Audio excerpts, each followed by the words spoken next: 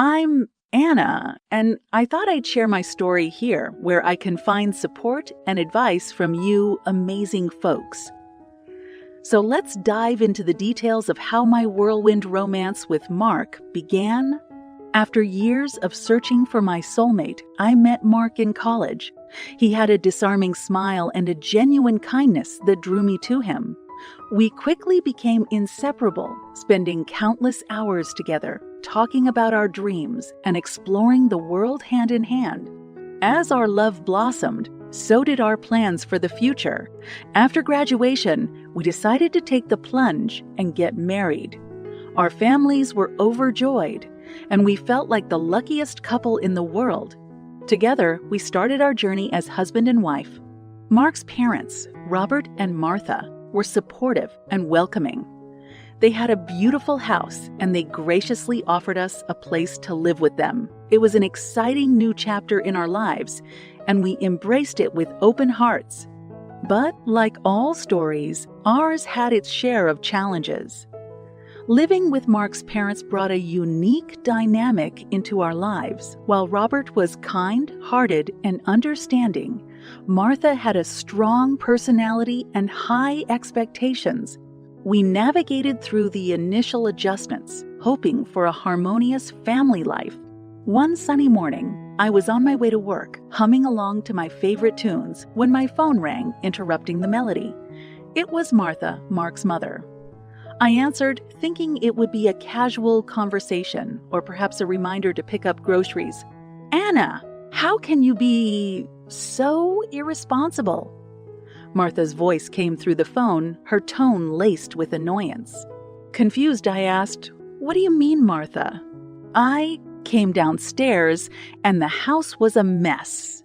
You didn't clean up before leaving for work." Martha's scolding intensified, catching me off guard. "I'm sorry, Martha," I stammered, feeling a mix of surprise and frustration. I didn't know that was expected of me. "I can clean when I get back." "You should have known. You're part of this household now. You need to pull your weight," Martha retorted sharply. Frustration bubbled within me, and I felt a knot forming in my stomach. "Martha, I work full-time too. It's not fair to expect me to handle all the housework alone." The conversation escalated into a heated argument, with words flying back and forth. My focus shifted from the road to the intense exchange on the phone. In that moment of distraction, I lost control of the car. The screeching tires, the deafening crash, and the blinding pain were the last things I remembered before everything went dark. Awakening in a sterile hospital room, I felt a disorienting haze clouding my senses. The steady beeping of machines echoed in the background, reminding me of the severity of my situation.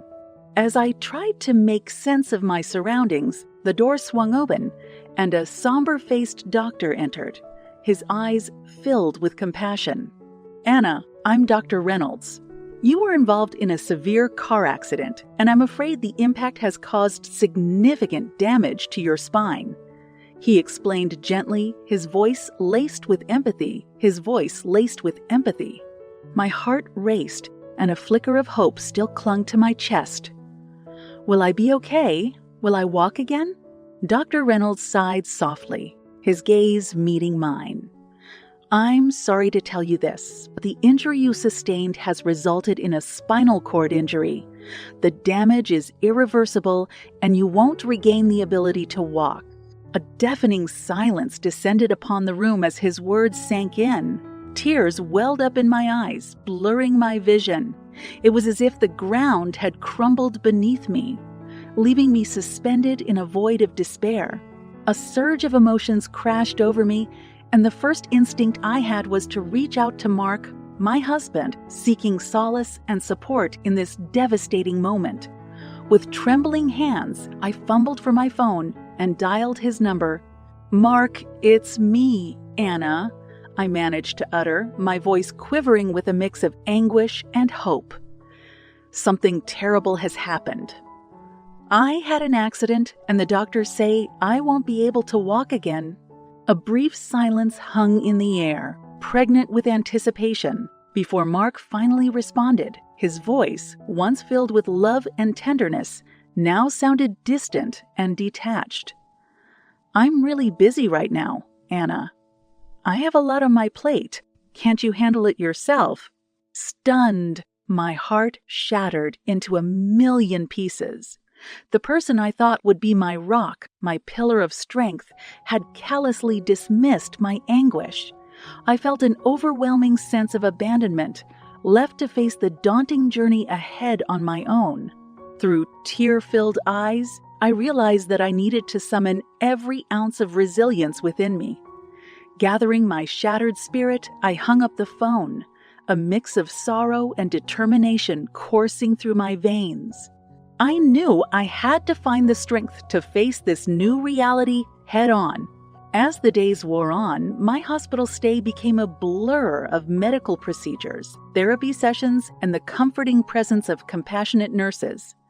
However, the absence of my husband and his family weighed heavily on my heart. Their indifference and lack of support compounded the pain I was already enduring. With each passing day, I grew more resolute in my desire to reclaim my independence and build a life for myself despite the challenges I faced. It was a journey of self-discovery, learning to navigate the world from a wheelchair and finding the courage to adapt to my new circumstances. In the midst of despair, a glimmer of hope emerged when I received a call from Robert, my father-in-law. His voice held a touch of warmth and concern, a stark contrast to the coldness I had experienced. "Anna, I heard what happened, and I'm truly sorry. I want you to know that I'm here for you. We'll get through this together," Robert reassured me, his words resonating deep within my wounded soul. His unwavering support became a lifeline, providing the strength I needed to face the battles ahead. It was a reminder that not everyone had turned their backs on me and that there was still love and compassion to be found in the world. As I was discharged from the hospital, my heart fluttered with mixed emotions. I longed for the familiarity of our house, hoping that the warmth and love I had once felt there would welcome me back. Little did I know that the reality awaiting me would be far from comforting. As I rolled through the front door in my wheelchair, a heavy silence enveloped the house. The once vibrant atmosphere had turned cold and indifferent. I yearned for a warm embrace, a kind word, or even a simple acknowledgement of my presence, but it seemed as if I had become invisible. Confined to my wheelchair, I faced significant challenges in carrying out household tasks. The simple act of cooking a meal or tidying up seemed insurmountable without assistance. However, instead of understanding and support, all I received were harsh words and constant berating. "If you can't work, leave." Martha, my mother-in-law, would snap, her voice laced with contempt. And Mark, my own husband, echoed her sentiments, treating me as if I were a burden rather than his partner in life. The weight of their words and the sting of their indifference crushed my spirit. I felt helpless and useless, stripped of my independence and left to endure the emotional onslaught alone. Their callous disregard for my struggle cut deeper than any physical pain I experienced. Days turned into weeks, and the cycle of neglect and verbal abuse persisted. I yearned for respite, for someone to extend a helping hand or show a glimmer of compassion, but instead, I faced a constant barrage of criticism and harsh judgments. Amidst the hostility, a beacon of light emerged in the form of Robert, my father-in-law. He couldn't bear to see me suffer and became my unwavering source of support. He would sit by my side, listening to my frustrations and offering a comforting presence when the weight of it all became too much to bear. One evening, tensions reached their breaking point. Martha, fueled by anger and spite, threw me out of my wheelchair, degrading me with hurtful words. It was a moment that pushed the limits of my endurance, but it was also the catalyst for change. Mark, my own husband, echoed his mother's sentiments, his once loving demeanor replaced with cold indifference. "If you can't work around the house, maybe you should consider leaving," he would say callously, as if my worth hinged solely on my ability to perform chores. Their harshness pierced my heart like 1,000 daggers. I longed for empathy, for a shred of compassion, but instead I received nothing but hostility. It seemed as though the accident had altered their perception of me, transforming their once loving demeanor into a cruel and unforgiving one. Day after day, the relentless barrage of insults and criticism wore me down. I became a shell of my former self, isolated and trapped in a toxic environment. The house that was meant to be a sanctuary had transformed into a prison of emotional torment. Amidst the chaos, there was one ray of light that refused to be extinguished. Robert, my father-in-law. He couldn't bear to see me suffer and became my steadfast ally, offering solace and support in the face of overwhelming adversity. One evening, the tension reached its breaking point. Martha's anger and disdain reached new heights, and in a fit of rage, she threw me out of my wheelchair. I crumpled to the ground, the pain radiating through my body, both physical and emotional. Robert, witnessing the scene, could no longer remain a silent bystander. He stepped forward, his voice filled with righteous anger. "Enough is enough. You both have treated Anna with nothing but cruelty and disrespect. I won't tolerate it any longer." Martha and Mark, stunned by his assertion, pleaded for forgiveness, desperate to salvage their positions in the house. But Robert stood firm, his resolve unyielding. "No more. You will leave this house and cease tormenting Anna. She deserves better." Their attempts to sway Robert's decision were futile, and as they reluctantly departed, the weight of their absence was overshadowed by the relief that washed over me. I was finally free from their relentless abuse. After the departure of Martha and Mark, the house stood in an eerie silence, free from the toxic presence that had plagued it for so long. I breathed a sigh of relief, grateful for the newfound peace. But amidst the tranquility, I couldn't shake the deep wounds that had been inflicted upon my spirit. In the midst of my turmoil, Robert emerged as a beacon of light, offering me the support and love that I so desperately needed. He would sit with me, lending an empathetic ear to my grievances and providing a comforting presence when the weight of it all threatened to overwhelm me. One evening, as we sat together in the living room, I expressed my gratitude for his unwavering support. Tears welled up in my eyes as I spoke, my voice trembling with raw emotion. "Robert, I can't thank you enough for being here for me. Your kindness and understanding have meant the world to me in these trying times." Robert reached out and gently placed his hand on mine, a tender smile on his face. "Anna, you are family to me.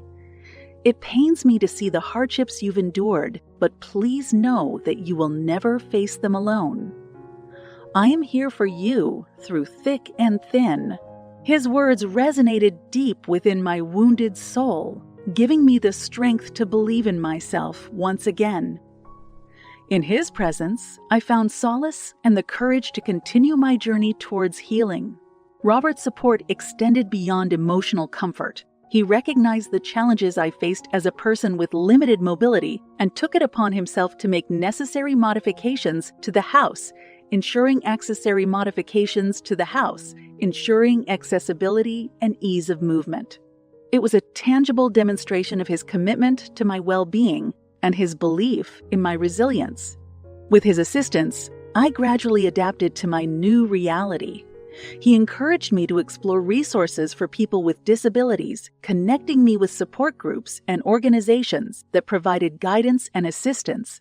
Through these connections, I discovered a community of individuals who had faced similar struggles and triumphed over adversity. Robert's unwavering support instilled in me a renewed sense of hope and the confidence to pursue my passions. Together, we explored adaptive sports and recreational activities, uncovering a world of possibilities that I had once believed to be out of reach. As the days turned into weeks, I began to regain a sense of independence and found joy in pursuing activities that brought me fulfillment. Robert stood by my side, celebrating each milestone and encouraging me to embrace life with renewed vigor. Our bond deepened during this time, transcending the boundaries of a traditional father-in-law and daughter-in-law relationship.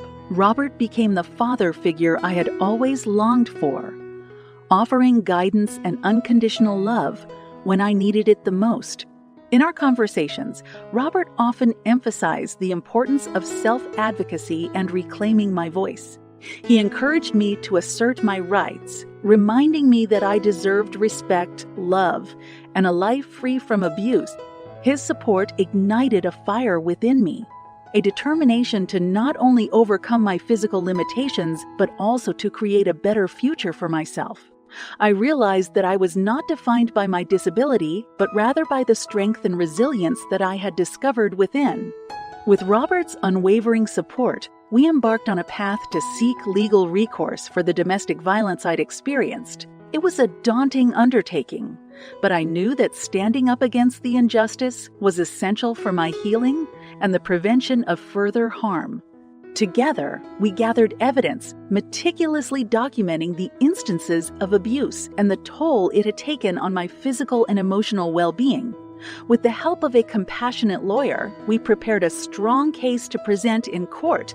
As the trial date approached, anxiety gnawed at my nerves, but a newfound resilience propelled me forward. The day arrived, and we entered the courtroom, determined to shed light on the truth and advocate for justice. The courtroom buzzed with anticipation as the proceedings commenced. My lawyer presented the evidence, painting a vivid picture of the abuse I had endured. The weight of their words hung heavy in the air, casting a spotlight on the dark corners of my past. During the trial, the judge listened attentively, his eyes conveying empathy and understanding. The defense attempted to downplay the severity of the abuse, but the evidence and testimony were irrefutable, speaking volumes about the true nature of the situation. Finally, it was time for me to take the stand. Clutching onto the armrests of my wheelchair, I gathered my strength, determined to reclaim my voice and assert my right to a life free from abuse. With each word that left my lips, I felt a sense of liberation, as if the weight of their actions was being lifted from my shoulders. As the trial drew to a close, the judge deliberated, carefully considering the evidence and the impact of the abuse on my life. In a moment that felt like an eternity, he rendered the verdict, a judgment that would mark the turning point in my quest for justice.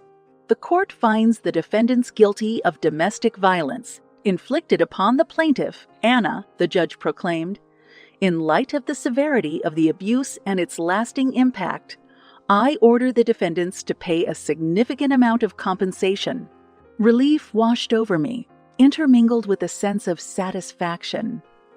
It wasn't merely about the monetary compensation. It was about the validation of my pain, the acknowledgement that what I had endured was wrong, and the realization that my voice had been heard.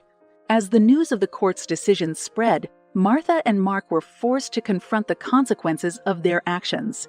The weight of their wrongdoing settled upon them, and they were compelled to face the reality of their abuse. In the aftermath, I embraced a newfound freedom, a freedom from the clutches of their cruelty and a freedom to rebuild my life on my terms. The compensation served as a symbolic victory, a reminder that no one should endure the pain and suffering I had faced. With the legal battle behind me, I focused on my own healing and personal growth. The support of Robert, my unwavering ally, continued to be a pillar of strength as I worked towards reclaiming my independence and finding my place in the world. Together, we embarked on a journey of healing and self-discovery, exploring opportunities and resources that would empower me to live a fulfilling life despite my physical limitations. I found solace in connecting with support groups and individuals who had overcome similar challenges. building a network of resilience and compassion. As the days turned into months, I embraced the power of my story. I became an advocate for survivors of domestic violence, using my voice to raise awareness and break the cycle of abuse. Through sharing my experiences, I hoped to inspire others to find their strength, seek justice, and reclaim their lives,